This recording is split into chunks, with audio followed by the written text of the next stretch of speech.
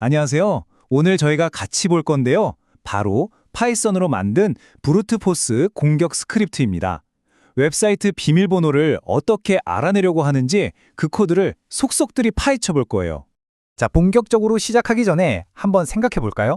비밀번호를 알아내는 방법 중에 가장 단순하면서도 어떻게 보면 가장 무식하게 끈질긴 방법은 뭘까요? 네, 바로 이 질문에 대한 답이 오늘 우리가 분석할 내용의 핵심입니다. 오늘 우리가 살펴볼 순서인데요. 먼저 브루트포스 공격이 대체 뭔지 알아보고 이걸 만드는데 필요한 파이썬 도구들, 그리고 실제 공격 코드는 어떻게 생겼는지 하나하나 뜯어볼 겁니다. 마지막으로 이걸 막으려면 어떻게 해야 하는지까지 이야기해 볼게요. 좋습니다. 그럼 첫 번째 주제부터 바로 시작해 볼까요? 무차별 대입 공격, 즉 브루트포스 공격이 도대체 뭔지 그 개념부터 확실히 잡고 가시죠. 브루트포스 공격? 말이 좀 어려워 보이죠? 근데 원리는 정말 간단해요. 상상해 보세요. 엄청나게 많은 열쇠가 담긴 주머니가 있어요. 어떤 문을 열어야 하는데 맞는 열쇠가 뭔지 몰라요.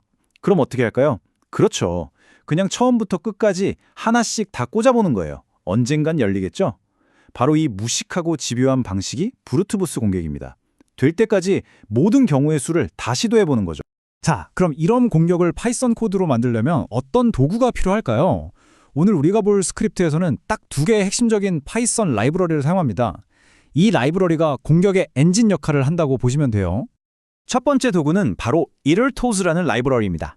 이건 뭐냐면 반복되는 데이터를 아주 효율적으로 만들어주는 도구 모음이에요. 여기서 효율적이라는 게 중요한데 예를 들어 비밀번호 조합을 100만 개 만들어야 한다고 쳐요. 이걸 한 번에 다 만들어서 컴퓨터 메모리에 저장하면 부담이 엄청나겠죠? 그런데 이 itterToS는 필요할 때마다 딱 하나씩만 만들어서 주기 때문에 메모리를 거의 쓰지 않아요. 정말 똑똑한 녀석이죠. 특히 이 iter's 라이브러리 안에서도 저희는 product라는 함수를 쓸 건데요.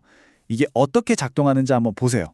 자, 1번 입력값으로 우리가 쓸 문자들, 예를 들어 A, B, C를 주고 길이는 2로 정해줍니다. 그러면 2번, 이 함수가 내부적으로 모든 조합을 계산해요. 그리고 3번, 결과물을 뱉어내는데 AA, AB, AC부터 시작해서 BA, BB, BC, CA, CB, CC까지 두 글자로 만들 수 있는 모든 조합을 하나도 빠짐없이 만들어주는 겁니다. 바로 이 기능으로 저희가 테스트할 비밀번호 후보들을 만들어내는 거죠. 자, itterToS로 비밀번호 후보를 잔뜩 만들었어요. 그럼 이제 이걸 어떻게 해야 할까요? 이걸 웹사이트 로그인 창에 하나씩 입력해 봐야겠죠? 그 역할을 해주는 게 바로 두 번째 도구 리퀘스트 라이브러리입니다. 우리 대신에 웹사이트에 접속해서 아이디랑 비밀번호를 제출해주는 일종의 자동화된 로봇손이라고 생각하시면 쉬워요. 좋습니다. 이제 이론은 충분히 봤고요. 이 두 가지 도구가 실제 코드 안에서 어떻게 합쳐져서 하나의 공격 스크립트가 되는지 코드를 한 줄 한 줄 뜯어보면서 자세히 살펴보겠습니다. 코드의 가장 윗부분입니다. import라는 건 수입하다라는 뜻이죠. 말대로 request라는 도구랑 itterToS에서 product라는 특정 기능을 가져와서 쓰겠다고 선언하는 거예요. 그 다음 줄 was라는 변수, 일종의 상자인데요. 여기에는 비밀번호를 만드는 데 쓸 재료, 즉 알파벳 소문자 A부터 Z까지를 담아뒀네요. 마지막으로 URL 변수에는 우리가 공격할 웹사이트의 로그인 페이지 주소를 저장해두는 겁니다. 준비 작업은 끝났네요. 자, 이제부터가 진짜 공격 로직의 시작입니다. for 반복문이 나오죠. for password length in range 1, 4. 이게 무슨 뜻이냐면 패스워드 length라는 변수에 1, 2, 3이라는 숫자를 차례대로 넣어보겠다는 의미예요. 즉, 처음에는 비밀번호 길이를 1로, 그 다음엔 2로, 그 다음엔 3으로 바꿔가면서 테스트를 하겠다는 거죠. 그리고 그 안쪽 줄을 보면 product 함수를 호출하면서 repeat 값으로 방금 정한 비밀번호 길이를 넣어주죠. 그럼 길이가 1인 모든 조합, 길이가 2인 모든 조합 이런 식으로 순서대로 만들어지게 되는 겁니다. 이제 두 번째 for 반복문이 등장합니다. 이건 뭐냐면 아까 프로덕트가 만들어준 조합들을 하나씩 꺼내서 진짜 비밀번호 형태로 가공하는 부분이에요. 여기서 중요한 게 있는데 프로덕트가 뱉어내는 결과물은 괄호 안에 글자들이 낱개로 들어있는 튜플이라는 형태거든요. 근데 우리가 로그인할 때 필요한 건 A, B처럼 하나로 합쳐진 문자열이잖아요.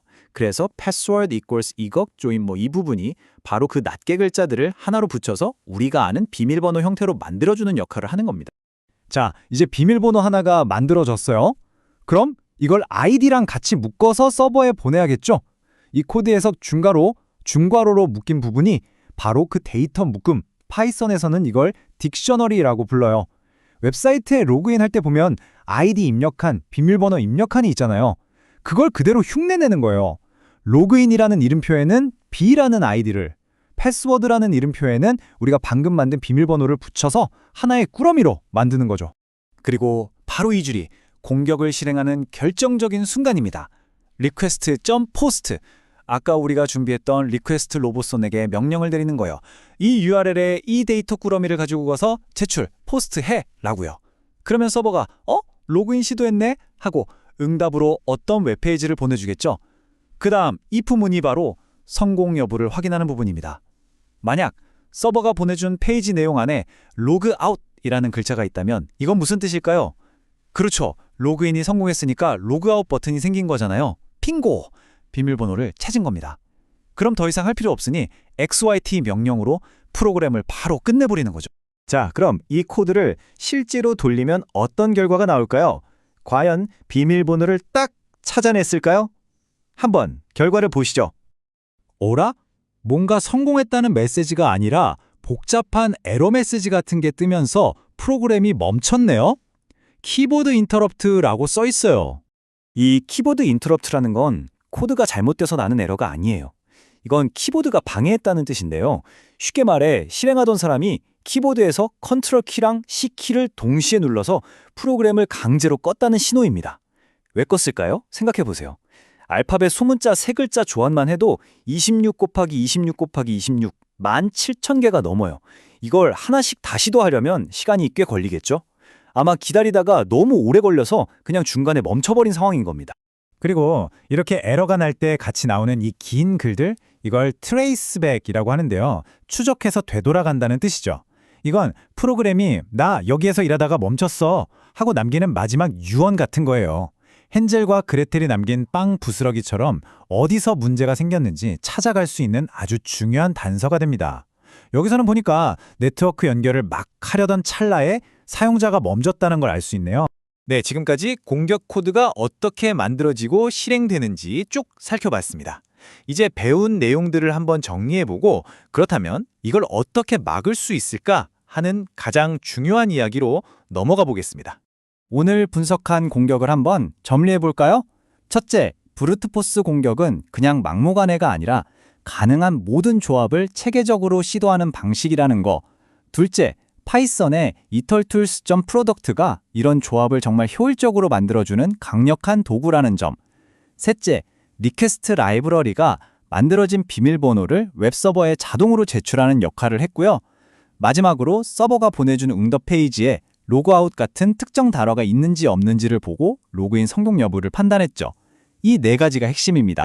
자, 이제 여러분 차례입니다. 공격 코드가 이렇게 만들어진다는 걸 쏙쏙들이 알게 되셨잖아요?